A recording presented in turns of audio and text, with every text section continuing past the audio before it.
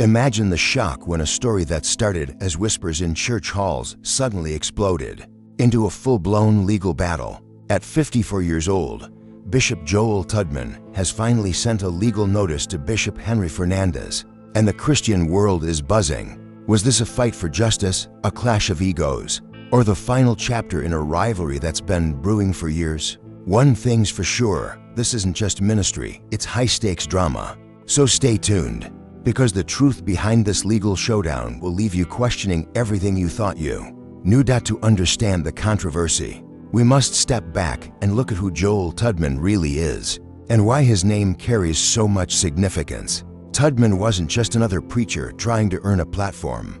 He was dynamic, passionate, and magnetic. His sermons didn't just quote scripture, they connected deeply with people's everyday struggles. His preaching style was bold and relatable, weaving timeless biblical truths with modern-day relevance. This unique ability made him a rising star. His social media presence exploded, his sermons went viral, and his influence spread far beyond his local community. To many, Joel Tudman represented the future of the church, innovative, charismatic, and fearless in addressing real-life issues. On the other side stood Henry Fernandez, a man with decades of experience. Fernandez wasn't just respected, he was revered, known for his stability, leadership, and endurance through the ups and downs of ministry life. He carried the reputation of a seasoned general in the faith community. He was the kind of leader who had weathered storms and earned the trust of countless congregations. His voice carried authority, not only because of his age and experience, but because of his proven record in ministry. Together, Joel Tudman and Henry Fernandez seemed unstoppable.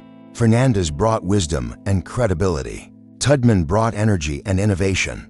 They symbolized a bridge between generations, the perfect partnership that many believed could reshape the church's future. For a time, the alliance looked powerful. Congregations were excited, insiders whispered of a new era, and everything pointed to success. But as history has often shown, not all that glitters in ministry stays gold.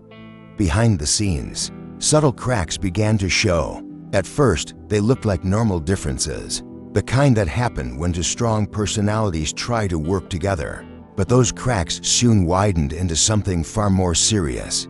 Joel Tudman, with his modern, digital-driven style, pushed for bold, innovative methods that drew younger audiences. Henry Fernandez, however, valued tradition, structure, and stability. Neither approach was necessarily wrong, but their differences weren't just about style. They were about influence. As Tudman's popularity grew, it began to overshadow Fernandez in some circles. Members who once hung on Fernandez's every word now gravitated toward Tudman's fiery storytelling and relatable delivery. And in the world of church leadership, influence isn't just respect, it's power. Then came the shocking breaking point. Bishop Joel Tudman was suddenly and publicly removed from his position. The announcement hit like an earthquake. One day, Tudman was on stage preaching to thousands, and the next, he was cut off completely from the platform he had helped elevate. Congregations were stunned. Questions spread like wildfire. Why was Tudman fired? What happened behind closed doors? But instead of answers, there was silence. When leaders remain silent, the silence doesn't calm the storm, it only feeds it. That's exactly what happened here. With no clear explanation, people began filling in the gaps with their own theories. Whispers grew into waves of speculation. Some claimed it was a power struggle, pointing to how Joel Tudman's rapid rise and growing popularity threatened to overshadow Henry Fernandez's long-standing legacy.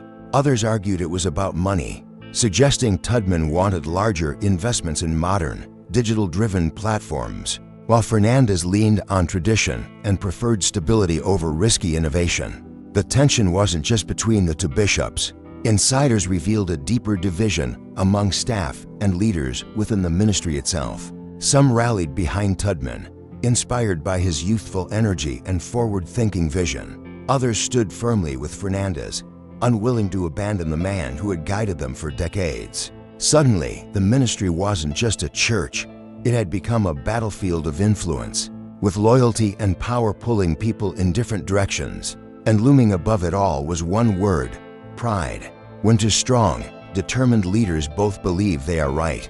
Even small disagreements can grow into unresolvable conflicts. For months, the silence was deafening. Then finally, Henry Fernandez spoke. He insisted the decision to remove Joel Tudman wasn't personal, but a necessary leadership call. Their visions, he said, were too different to coexist. Keeping Tudman would risk division that could harm the church. His most striking line was this: leadership requires making decisions that others may not understand in the moment, but that are necessary for the future. To some, it was wisdom. To others, it sounded like a carefully crafted cover-up. The response was explosive. Social media lit up with debates. Some defended Fernandez, saying leaders often face unseen battles.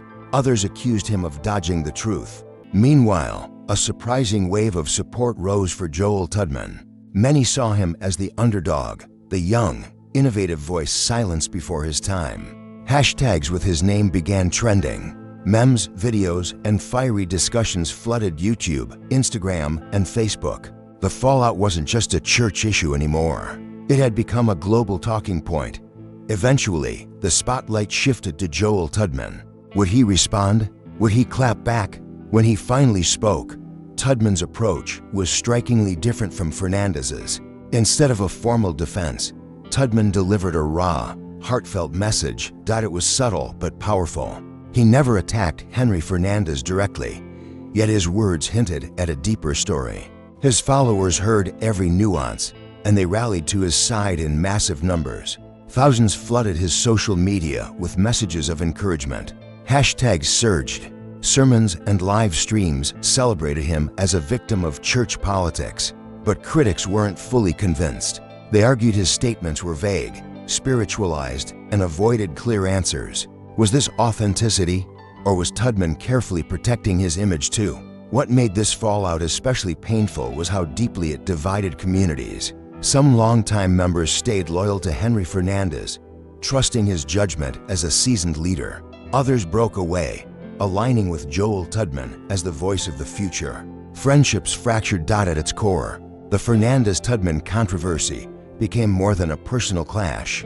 It reflected the larger struggle within the modern church. How do established leaders pass the torch to the next generation without feeling threatened? How do younger voices rise without being accused of disrespecting those who came before them? This wasn't just about two bishops. It was about a timeless tension between tradition and innovation, authority and change, legacy and the future. Today, both men continue their ministries, but the wounds of the split are still felt. For some, the controversy brought disillusionment, forcing them to question whether their leaders were more focused on power than on serving God. For others, it deepened loyalty, solidifying belief that their chosen bishop, whether Fernandez or Tudman, was in the right. And for many, it left one haunting question: will the full truth ever come out? In the end, the Fernandez-Tudman fallout reminds us that even in the church, leadership comes with battles, egos, and difficult choices. Both men framed their actions as God's will, but the controversy revealed just how fragile unity can be when power and influence are on the line. So, what do you think? Was Bishop Henry Fernandez justified, or was Bishop Joel Tudman unfairly cut short? Let us know in the comments. And if this story grabbed your attention, don't forget to hit that like button, share this video, and subscribe for more powerful stories, because the truth deserves to be heard. Thanks for watching.